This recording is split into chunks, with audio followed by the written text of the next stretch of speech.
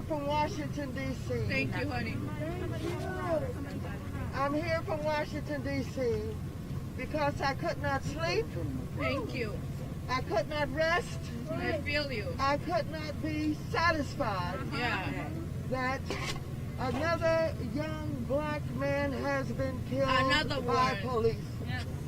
And that Dante Wright did not deserve to die. To be killed. Let her speak. I'm so sorry. Let her speak. And so I'm here to say that I stand with you. Thank you. I stand with his family. Thank you. I stand with everybody who cares about justice. Yes. And we cannot be still. Yeah. We cannot be satisfied until we get justice for Dante Wright. I want to thank all of you for being here every night. I want to thank for you to defying the odds and putting yourself in jeopardy by being here, because you cannot take what is going on any longer in this city, in the state, in this country. And so I want you to know that there are many in Congress who feel like I do. And certainly I'm not the chair of the Black Caucus, but I know how the Black Caucus feels. Thank you. I know how the Asian Caucus feels. I know how the Latinx Caucus feels. And so I decided to come here and not make a big deal of it, but just to say I stand with you. Thank you. I am not afraid. I am not intimidated, and I'm going to speak truth to power. Thank you. And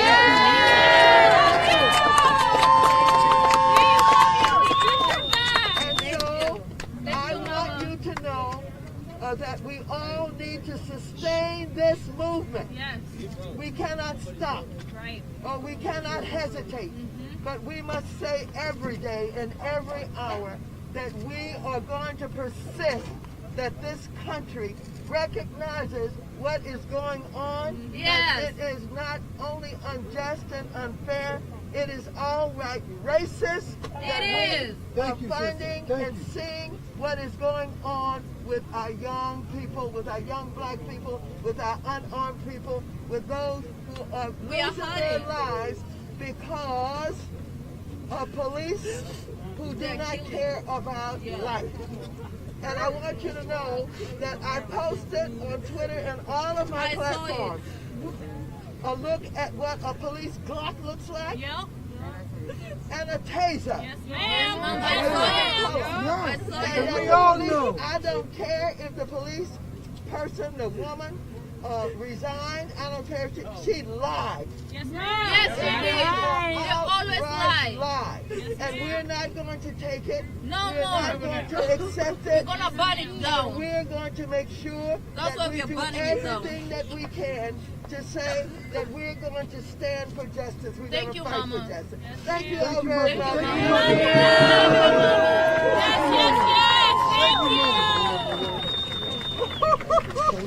Thank you, Mama. Oh my God. Thank you, Mother. I'm sorry, can I give you a hug, Mother?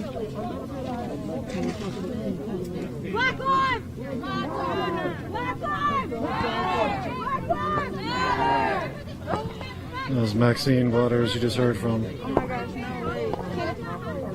Black Lives, they matter here! Maxine, is there going to be any congressional changes? They matter here! We'll try to ask her a question real quick. Black Lives, they matter here! Black Lives, they matter here! Thank you for a second.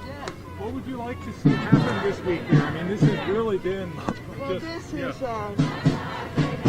a very difficult time in the history of this country. Despite the fact that we know that people of color have been killed too often, unarmed young men, in particular black men, have been killed. We know that we're now coming to the end of the George Floyd trial, and that I suppose the closing arguments are going to be made on that case coming Monday.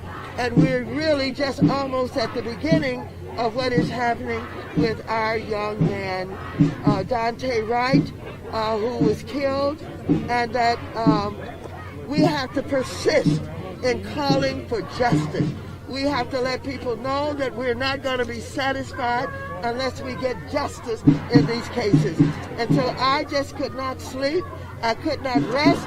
I could not be satisfied without coming here to let the family know and the friends know and the people of this community know and all those who have organized for justice know that I stand with you, and I'm going to stand not only with you but continue to fight in every way that I can for justice. What's your opinion of the police reform efforts that are being discussed right here? And do you think that any of them have any hope of being enacted through maybe this Congress? Well, I am not happy that we have talked about police reform for so long, and it's not only this piece of legislation, but it's been years. I confronted the police chief, Daryl Gates, in Los Angeles years ago about the killing of Eula Love and about the chokehold and about all of that. We've been fighting for so many years for reform. And so, yes, I would like to see the bill in Congress pass on police reform, but I know that the right wing, the racists, are opposed to it. And I don't know what's going to happen to it, but I know this: we've got to stay in the street, and we've got to demand justice. As a black man, despite all of the efforts, I feel like nothing changes. And George Floyd is waking so many people up, yet nothing has happened. Despite the rhetoric, like what needs to happen that's different this year than all the years before? We're looking for a guilty verdict. We're looking for a guilty verdict. And we're looking to see if all of the talk that took place and has been taking place after they saw what happened to George Floyd, if nothing does not happen, then we know that we've got to not only stay in the street, but we've got to fight for justice. But I am very hopeful, and I hope that we're going to get a verdict that will say guilty, guilty, guilty. And if we don't, we cannot go away. And not just manslaughter, right? I mean... Oh, no, not manslaughter. No. This is guilty for murder. I don't know whether it's in the first degree, but as far as I'm concerned, it's first degree murder. Congresswoman, what happens if we do not get what you just told? What should the people do? What should protesters on the street do? I didn't hear you. What happens? What should protesters do? Well, we got to stay on the street, and we've got to get more active. We've got to get more confrontational. We've got to make sure that they know that we mean business. What do you think about this curfew tonight? I don't think anything about curfew.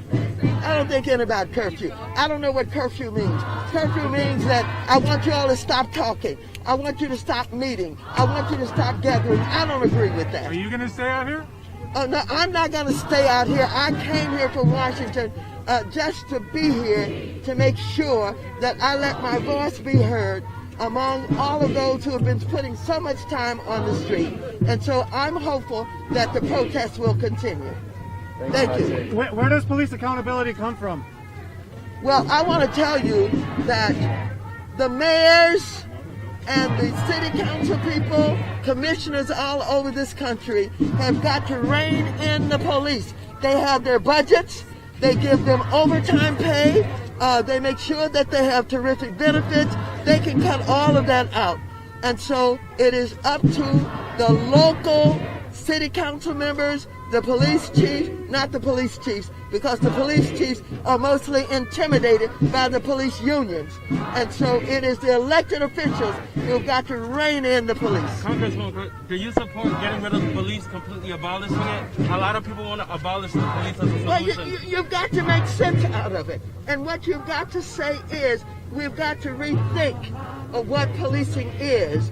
We've got to really design what we really need. If you have people on the street who may have mental problems, who are compromised mentally, they don't need a police. What they need is a psychiatrist. They need social workers. They need others who can deal with these issues.